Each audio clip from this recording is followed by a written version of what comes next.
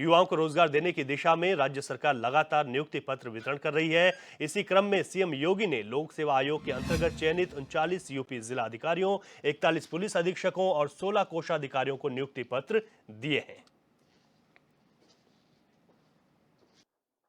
प्रयागराज से पुलिस उपाधीक्षक सुश्री विनी सिंह।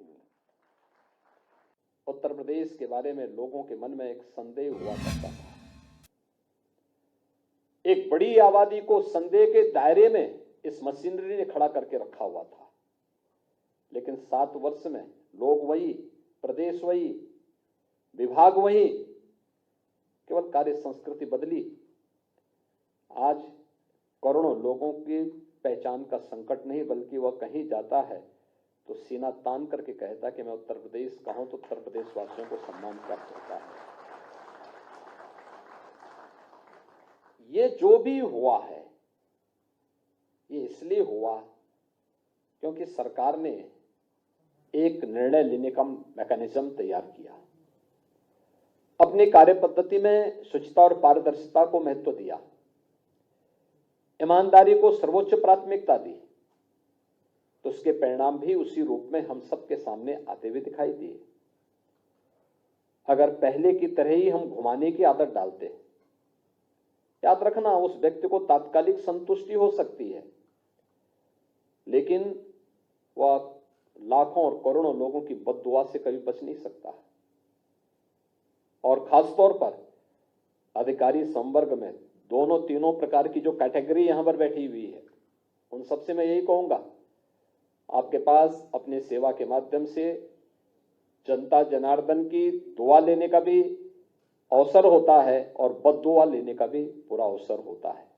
आपको तय करना होता है कि आप अपने इस पीरियड को, पूरा जो एक कार्यकाल होगा आपका 30 वर्ष का, 35 वर्ष का, इस 30-35 वर्ष का कार्यकाल आप दुआ लेने के लिए और आगे के भविष्य को उज्जवल बनाने के लिए करना चाहते हैं या बद्दुआ लेने के लिए करना चाहते हैं?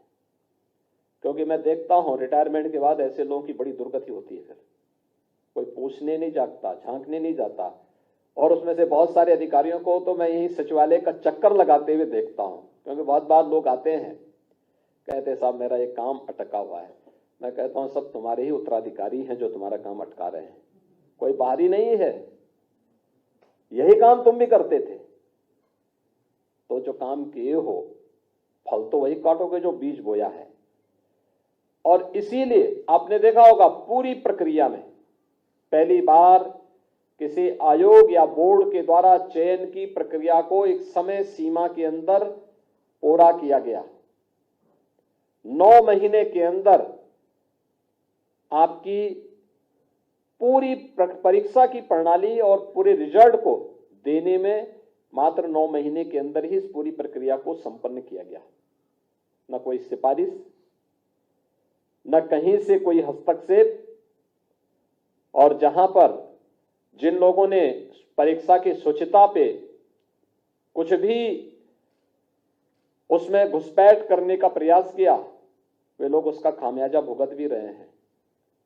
आपने देखा होगा उनकी सबकी प्रॉपर्टी भी जब्त हो रही है, उन सबके घरों में रेड पड़ रहा है।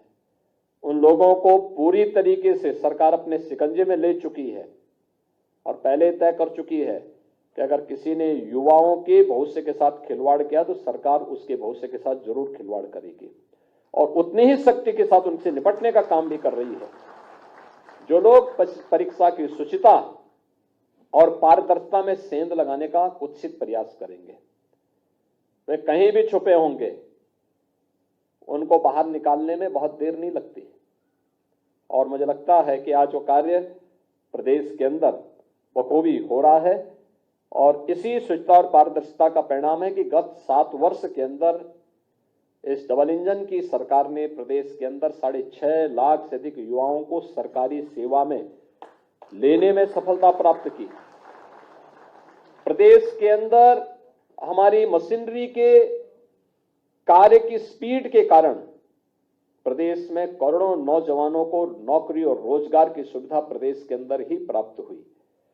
अलग अलग सेक्टर में उसे आगे बढ़ने का प्रयास, उसको एक अवसर प्राप्त हुआ और आज हम देख रहे हैं कि इसका परिणाम यहाँ की पर कैपिटा इनकम पे पड़ा है, यूपी की जीडीपी पे पड़ा है।